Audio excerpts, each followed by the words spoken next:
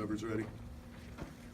Matt, obviously, first half you ran into foul trouble with multiple of your best players. Just, I guess, how did you guys weather that and come back and run away in the second half? Well, we had I think we had obviously a good lead. I think it was 30-19, and we had a breakdown on a ball screen defense, and then one of our guys fell down, and so they hit those 2 threes, and that was huge in that run, because I thought we played pretty good defense up into that point. Then we fouled a couple times, and they were in the bonus, and so it was unfortunate.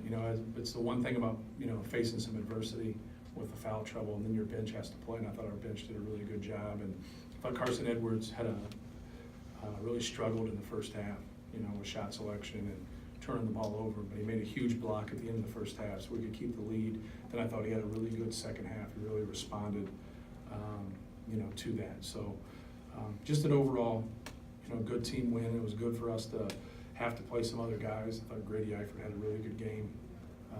So. They made some really tough shots in the second half, Mm-hmm. but your team kept answering offensively. How come everything was so precise in the second half offensively? What was really working? Well, I think, just having the threat of Isaac Haas down there was too much for him. They didn't have an answer for him, and then when they did come in double, he did a good job of passing the ball before they could bottle him up and trying to get them into rotations. So just trying to keep it simple with him. I thought he had a couple opportunities in the first half. He blocked his own shot one time and shot a fadeaway, and just, he's got somebody on him 5 inches shorter than him and giving up 50 pounds. Just keep it simple and shoot your jump hook and dunk the basketball. And I thought he had a great game, very efficient. I thought Harms gave us some good minutes also in there. But I thought that was the key. I thought he was the difference in the game. But Vince Edwards was in foul trouble the whole game and only played 16 minutes. And for us to be able to get a win with him being out, it's a pretty big win for us. Can you just elaborate a little bit more on Grady, coming in and playing those minutes with Vince on the bench? Right. Well, that was the thing about keeping Vince out as much as I did there at the end of the second half, was we kept scoring the basketball or getting to the free throw line, and then on the defensive end, Grady wasn't the one that was breaking down. And I wouldn't really say we were breaking down. I thought Rousey and Howard made some tough shots. That one stretch, he had a breakdown when Hauser slipped the ball screen. He didn't stay with him. That was his breakdown. But for the most part, I thought he did a really good job. He was efficient offensively and just in the right place at the right time and playing hard. And having glue guys like that with the personnel that we have, those guys are so important.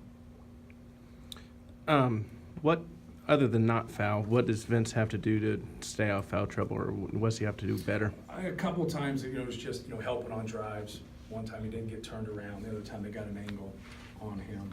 The first foul, he had his arm wrapped on the guy, just trying to deny the pass. I thought the dribble handoff on his second foul, I didn't think that. I thought there was a foul leading up to that, but you'll watch tape and kind of see it, and that's what you do. You just simply, you watch the tape and go back and learn from your mistakes and get better, and just try to be in legal guarding position, so you can stay on the floor. Obviously, you guys hadn't been challenged to this extent yet. What did you take away from there in the second half, when I guess the whole team kind of recognized the advantages that Isaac and Vince had too for that stretch and kept feeding them? Right. Well, I think that's what we need to do. We try to be simple in what we're doing if we have the mismatch. And we thought in the post that we had an advantage, and we felt they would double us or try to push us out like a lot of people do. And so we just tried to get the ball inside as much as we could, but be efficient. Don't have a predetermined thought. If they stay one-on-one, score the ball. If not, pass it. When you have an advantage with your height and your size, and you got a skill level, they're in a predicament. Brian, last one. What is it about Carson that allows him to keep going through these first half spells where he struggles a little bit, and then he has great second halves? For him, he's got a short memory. He's a gunslinger, and so him turning the ball over or shooting maybe a tough shot would bother other people, where he just kind of bounces back and he thinks his next one's going in. He's a very confident player. So, but I think it's a good trait to have. But you also got to go back, and then the next time you're playing a game, especially a road game, sometimes when you have those kind of starts, you don't ever recover because it's hard playing on the road. But just a good player, and a guy that's really made a lot of strides. But it's also playing with other good players. I think that's hard when you get to college, Yeah. of just having everybody on the court that can play at the same time and understanding that. Thank you, guys. Thanks. Thanks a lot.